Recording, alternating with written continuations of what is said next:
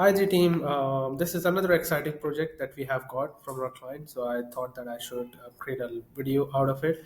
What's happening? The overview of this is a client is purchasing a product from Shopify, and we are extracting a specific SKU product out of it, and then we are sending this information to our shipment providers. Why we are doing this is because this shipment provider is not available on Shopify, and that is why we have done all these information and sending it to the client and then to our shipment provider as well. So let's get started and dig into it.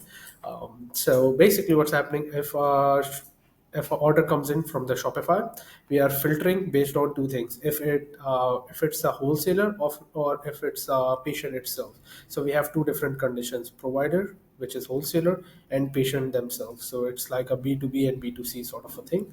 Afterwards, what we are doing is we have created a file. We are finding a file over here, doing some date formatting, time formatting. That's not important. Now, the important thing comes up over here that we are excluding, we are doing some, if we take a look over here, we are just finding some data based on the value that we have got, and then we are spreading based on Oh, so based on timings, we are doing this. So what's happened is if the order comes in before 11 a.m. in the morning, right? What happens? We have made our conditions over here, and why we are doing this? We have done this because we have to calculate the order date. If the order is before 11 a.m., we are delivering it on the same day, so we are calculating it and adding it up over here.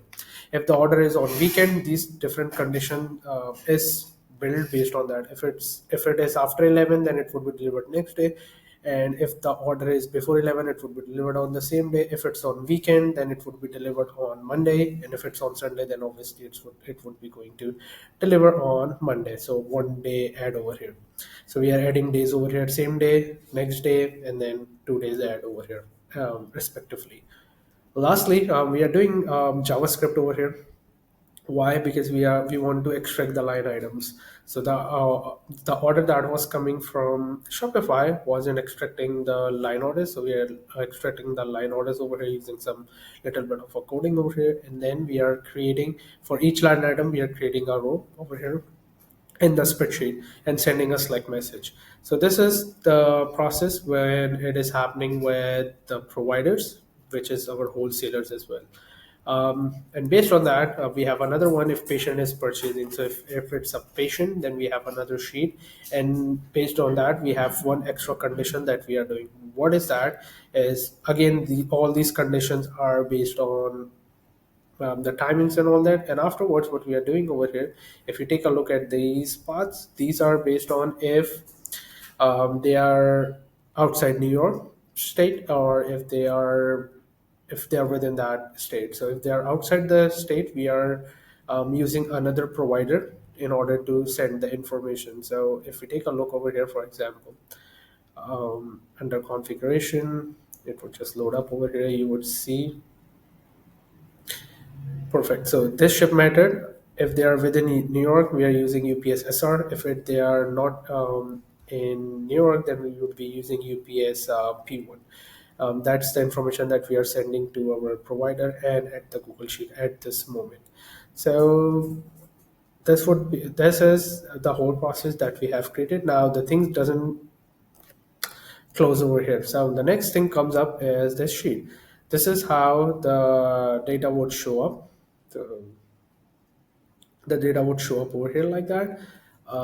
This is all the information that we are extracting, right? Sender ID, order date, or you remember we were adding an order date. So based on that, we are adding an order date. This is test data that I'm showing up over here, and also ship name, everything. So there were three line items that we extracted. So if we go to the right, here you can see that we have this information based on that, and then we are adding a transaction ID from ourselves 123 based on how many line items there was, and also the price of each line items over here. That's what we are extracting, and then the required date.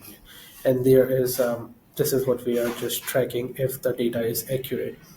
Now, the main another thing is it might be possible that when someone um, they purchase some extra things with that. So our main agenda is to only make this send this particular information of the supplements. Basically, we are selling supplements over here, so it might be possible that they have purchased some dumbbells, or they might have purchased something extra on the Shopify from the store, which we do not want to send them. So it is just extracting the data on the line items. Then we have an app script over here, that what it is doing is it is extracting that information, that if it is not according to our SKU, then we are deleting that row due with the help of this app script over here.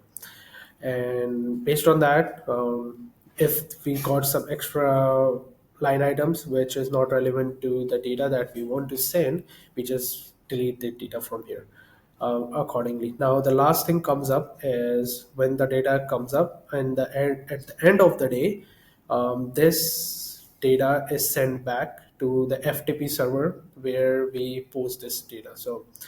Um, so over here, if we come up over here, if there was order, we are again sending a file to FTP. Here you can see this FTP file. We are sending information back to our FTP in order to get this sorted out and to be delivered. The last thing we are doing, what happens if they cancel. So if there's any cancel order, we are doing a path based on if they were again a wholesaler or a patient themselves, and then we are deleting this row. What happens at the end